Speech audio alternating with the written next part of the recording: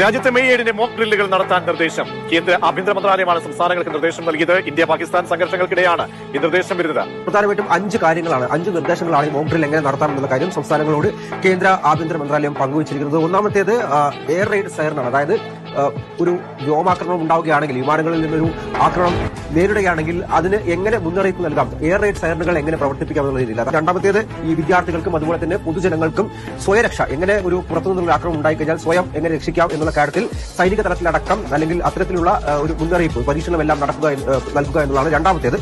മൂന്നാമത്തേത് ഈ ബ്ലാക്ക് ഔട്ടുകൾ ഉണ്ടാവുകയാണ്. അതായത് ഒരു നഗരത്തെ ഒന്നാകെ ഇരുട്ടിലാക്കിക്കൊണ്ടോ വൈദ്യുതി ബന്ധം വിച്ഛേദിച്ചോ ഈ ഇന്റർനെറ്റ് ബന്ധം വിച്ഛേദിച്ചോ ഉള്ള ഒരു വാർത്ത അല്ലെങ്കിൽ യുദ്ധങ്ങളെല്ലാം മുൻപ് നമ്മൾ പല തവണ കണ്ടിട്ടുണ്ട്. അത്തരത്തിലൊരു ഘട്ടം നേരിടേണ്ടി വന്നു കഴിഞ്ഞാൽ അതിനെ എങ്ങനെ മറികടക്കാം എന്നുള്ള പരിശീലനമാണ് മൂന്നാമത്തേത്. നാലാമത്തേത് ഈ വൈറ്റൽ ആയിട്ടുള്ള, അതായത് തന്ത്രപ്രധാനമായിട്ടുള്ള മേഖലകൾ, കെട്ടിടങ്ങൾ, ഇവയൊക്കെ ശത്രുവിന്റെ കണ്ണിൽ നിന്നും എത്രയും പെട്ടെന്ന് എങ്ങനെ മറയ്ക്കാം, അത്തരത്തിലുള്ള നടപടികൾ അതെങ്ങനെ സ്വീകരിക്കാം എന്നുള്ളതാണ് നാലാമത്തേത്. അഞ്ചാമത്തേത് ഇവാക്യുവേഷൻ പ്ലാനുകൾ, അതായത് ഒരു അടിയന്തര ഘട്ടത്തിൽ എങ്ങനെ ഇവാക്യുവേഷൻ, ഒഴിപ്പിക്കൽ എങ്ങനെ നടത്താം എന്നുള്ളതാണ് അഞ്ചാമത്തെ പരിശീലനം. ഈ 5 എണ്ണമാണ് നിലവിൽ സംസ്ഥാനങ്ങൾക്ക് നിർദ്ദേശം നൽകിയിരിക്കുന്നത്. ഇത് മെയ് 7 നടന്നുവെന്ന കാര്യം കൂടി കേന്ദ്ര ആഭ്യന്തര മന്ത്രാലയം വ്യക്തമാക്കിയിരുന്നു.